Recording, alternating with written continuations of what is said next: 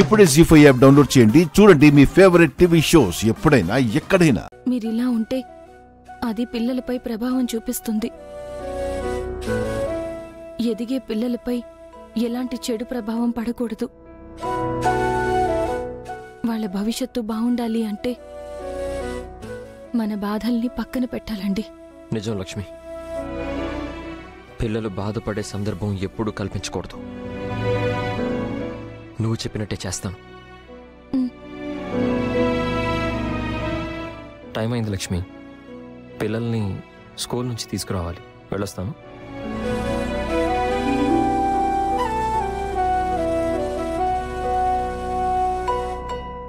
మీ మనసులో భర్తగా, తండ్రిగా మా పట్ల ఉన్న ఈ ప్రేమే నాకు శ్రీరామ రక్ష అండి. ఈ ప్రేమ తోడుగా ఉండగా నేను దేన్నైనా ఎదిరిస్తాను, సాధిస్తాను.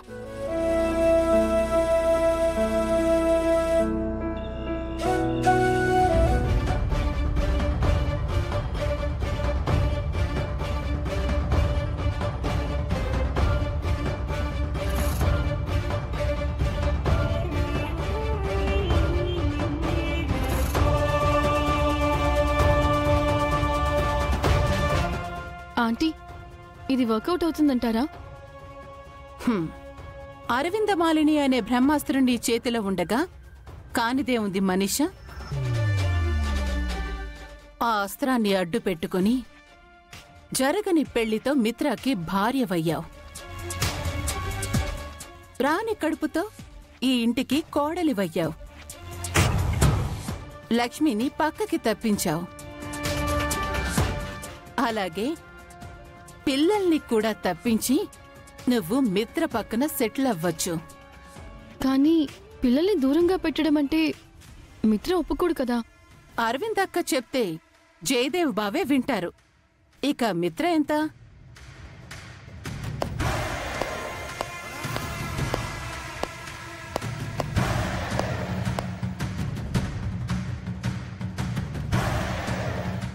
మనీషా, అక్కొస్తుంది. ప్లాన్ స్టార్ట్ చేద్దాం. Okay, action. ఇదంతా జరిగే పని కాదు మనీషా, ఇదంతా వేస్ట్. అనవసరంగా లేనిపోని ఆశలు పెట్టుకోకు. నువ్వు బాధపడ్డం తప్ప అసలేం ప్రయోజనమూ ఉండదు. అర్థమవుతుందా? దేవయాని, అయ్యో అక్క, నువ్వొచ్చావా? ఎందుకు మనీషా మీద అరుస్తున్నావు? నువ్వేమో మనీషాని కంటికి రెప్పలా చూసుకోమన్నావు.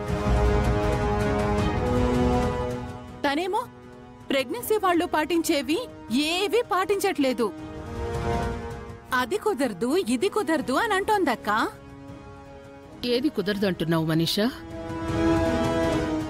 డాక్టర్ ఇచ్చిన లిస్టు చూడక్క ఒకసారి.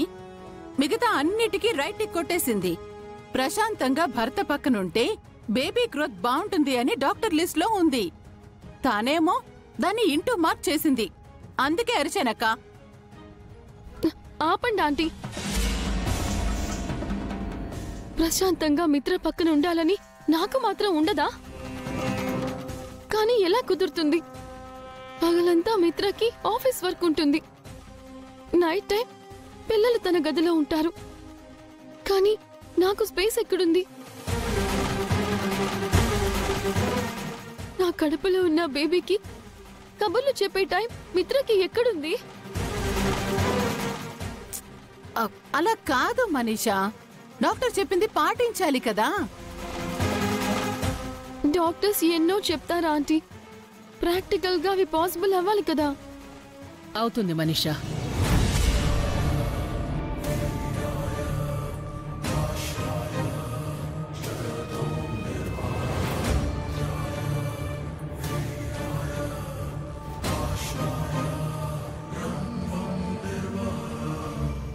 ఈ రోజు నుంచి పిల్లలు నా దగ్గర ఉంటారు.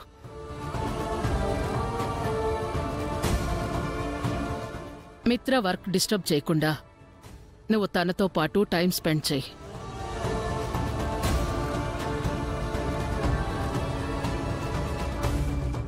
థ్యాంక్ యూ సో మచ్ అత్తయ్య. మిత్ర పక్కనుంటే నాకు పీస్ ఆఫ్ మైండ్ ఉంటుంది. మిత్ర సమక్షంలో నేను రిలాక్స్ అవుతాను. నాకు అర్థమవుతుంది. ఏం చేసినా నీ కడుపులో ఉన్న బిడ్డ కోసం మాత్రమే అన్నది గుర్తుంచుకో. ఏ కారణంగా కూడా ఇంట్లో అనవసరమైన డిస్టర్బెన్సెస్ క్రియేట్ అవ్వకూడదు. ఇప్పుడు మీరు నాకు అన్నీ ఇస్తున్నారా ఆంటీ? ఇక నేనెందుకు డిస్టర్బెన్సెస్ క్రియేట్ చేస్తాను?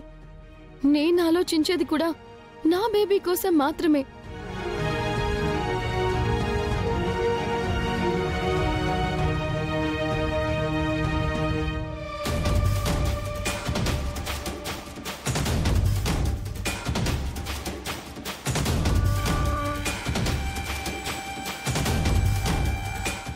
Take care.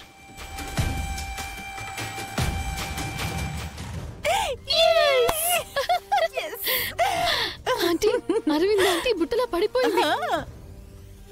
నేను ముందే చెప్పానా? అక్కని అడ్డు పెట్టుకుని నువ్వేవైనా చెయ్యొచ్చు మనీషా.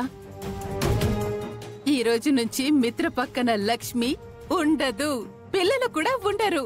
మిత్ర పూర్తిగా నీకే సొంతం. పద, నీ లగేజ్ మొత్తం మిత్ర రూమ్ కి షిఫ్ట్ చేద్దాం. చూసారా అండి, బావకు అక్కని దూరం చేయడమే కాకుండా ఆఖరికి పిల్లల్ని కూడా దూరం చేస్తున్నారు. అదే నాకు బాధగా ఉంది జాను. అంతా చూస్తూ ఉండి కూడా ఏమీ చేయలేకపోతున్నాం.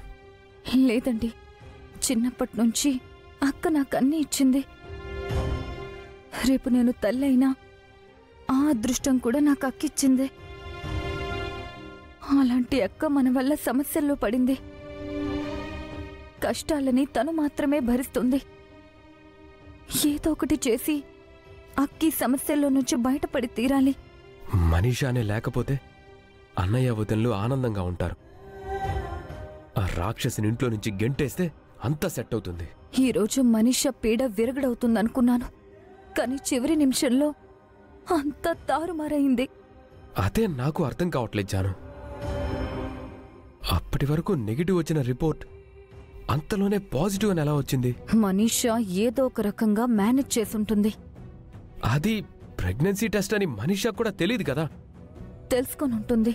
ఆ డయాగ్నోస్టిక్ సెంటర్కి కాల్ చేసి బెదిరించుంటుంది, లేదా డబ్బులిచ్చుంటుంది. అయితే మనీషా ఫోన్, అమ్మ ఫోన్ తీసుకొని కాల్ డేటా చెక్ చేద్దాం. ఏదైనా ఇన్ఫర్మేషన్ దొరకచ్చు. పద. ఓకే అండి. జాను, మొహమ్మచ్చేలోపు త్వరగా ఫోన్ వెతుకు. సరేనండి.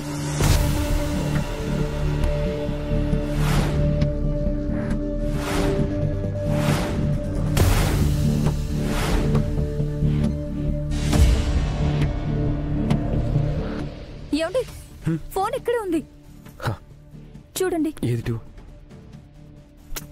ఫోన్ లాక్లో ఉంది. మామ్ పాస్వర్డ్ ఏం పెట్టిందో తెలీదు. ప్యాటర్న్ ట్రై చేయండి. ప్యాటర్న్ కూడా తెలీదు కదా. ఎక్కువ సార్లు యూజ్ చేసేది ప్యాటర్నే కదండి.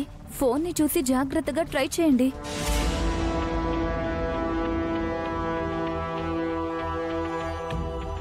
జీ5 యాప్ డౌన్లోడ్ చేసి అన్ని ఎపిసోడ్స్ పూర్తి ఉచితంగా చూడండి.